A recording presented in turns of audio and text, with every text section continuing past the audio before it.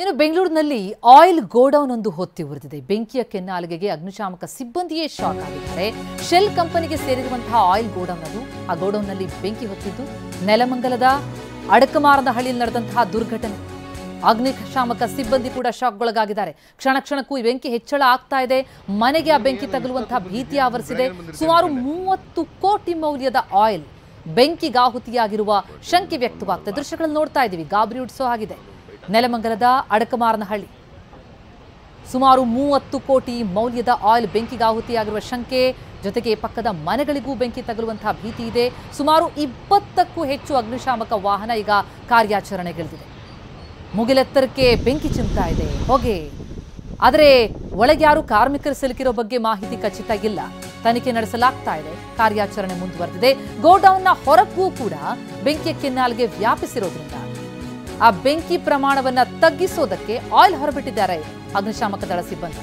ಆದರೆ ಈಗ ಅದೇ ಕಂಟಕವಾಗಿ ಪರಿಣಮಿಸೋ ಸಾಧ್ಯತೆ ಇದೆ. ಯಾಕಂದ್ರೆ ಹೊರಗೂ ಕೂಡ ಬೆಂಕಿ ವ್ಯಾಪಿಸ್ತಾ ಇದೆ. ಗಮನಿಸ್ತಾ ಇದ್ದೀವಿ ಯಾವ ಪರಿ ಹೊಗೆ ಬೆಂಕಿ ಆವರಿಸಿದೆ ಅನ್ನೋದನ್ನ. ಪಕ್ಕದ ಮನೆಗಳಿಗೂ ಕೂಡ ಆವರಿಸಿಬಿಡುತ್ತಾ ಅನ್ನುವಂತಹ ಆತಂಕ.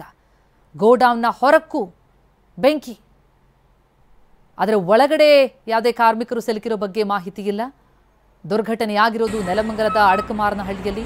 ಬೆಂಕಿ ಹೆಚ್ಚಳವಾಗ್ತಾ ಇದೆ. ಮನೆಗಳಿಗೆ ಬೆಂಕಿ ತಗುಲುವಂತಹ ಒಂದು ಭೀತಿ ಈಗ ಕಾಡ್ತಾ ಇದೆ. ಇನ್ನು ಬೆಂಗಳೂರಿನಲ್ಲಿ ಹೊತ್ತಿ ಉರಿದಿರುವಂತಹ ಆಯಿಲ್ ಗೋಡೌನ್ ಒಂದು ಬೆಂಕಿಯ ಕೆನ್ನಾಲಿಗೆ ಇನ್ನೂ ಕೂಡ ಹಾಗೆ ಮುಂದುವರೆದಿದೆ. ಅಗ್ನಿಶಾಮಕ ಸಿಬ್ಬಂದಿ ಅದನ್ನು ನೋಡಿ ಅವರೇ ಶಾಕ್ ಆಗಿದ್ದಾರೆ. ಯಾಕಂದರೆ ಇದು ಆಯಿಲ್, ಸೊ ನೀವು ಎಷ್ಟೇ ನೀರು ಹಾಕಿ ಅದನ್ನು ಆರಿಸ್ತೀನಿ ಅಂತ ಹೋದರೂ ಕೂಡ ಅದು ಮತ್ತೆ ಮತ್ತೆ ಜಾಸ್ತಿನೇ ಆಗ್ತಾ ಇದೆ. ಸೊ ಹಾಗಾಗಿ ಅದನ್ನು ಆರಿಸುವಂಥ ಒಂದು ಕೆಲಸ ಇನ್ನೂ ಕೂಡ ನಡೆದಿದೆ. ಶೆಲ್ ಕಂಪನಿಗೆ ಸೇರಿದಂಥ ಒಂದು ಆಯಿಲ್ ಗೋಡೌನ್ ಇದು.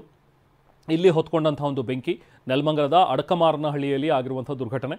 ಕ್ಷಣ ಕ್ಷಣಕ್ಕೂ ಇನ್ನೂ ಕೂಡ ಹೆಚ್ಚಾಗ್ತಾನೇ ಇದೆ ಬೆಂಕಿ. ಆ ಆಯಿಲ್ ಎಲ್ಲೆಲ್ಲಿಗೆ ಹರಿದು ಹೋಗ್ತಾ ಇದೆಯಲ್ಲ, ಆ ಜಾಗಕ್ಕೆಲ್ಲವೂ ಕೂಡ ಆ ಬೆಂಕಿ ಕೂಡ ಆವರಿಸ್ತಾ ಹೋಗ್ತಾ ಇದೆ. ಸೊ ಅಲ್ಲಿ ಅಕ್ಕಪಕ್ಕದಲ್ಲಿ ಒಂದು ಸ್ವಲ್ಪ ದೂರದಲ್ಲೇ ಇದೆ ಮನೆಗಳು. ಮನೆಗೇನಾದರೂ ಹತ್ತಿಬಿಟ್ರೆ ಮನೆಗಳಿಗೆ ಅವಾಗ ಭಾಳ ದೊಡ್ಡ ಅನಾಹುತ ಆಗುತ್ತೆ. ಸೊ ಹಾಗಾಗಿ ಅದನ್ನು ತಡೆಯುವ ಒಂದು ನಿಟ್ಟಿನಲ್ಲಿ ಕಾರ್ಯಾಚರಣೆ ಕೂಡ ಮಾಡ್ತಾ ಇದ್ದಾರೆ. ಹೆಚ್ಚು ಕಮ್ಮಿ 30 ಕೋಟಿ ಮೌಲ್ಯದ ಆಯಿಲ್ ಬೆಂಕಿಗೆ ಆಹುತಿಯಾಗಿದೆ ಅಂತ ಹೇಳ್ತಾ ಇದ್ದಾರೆ.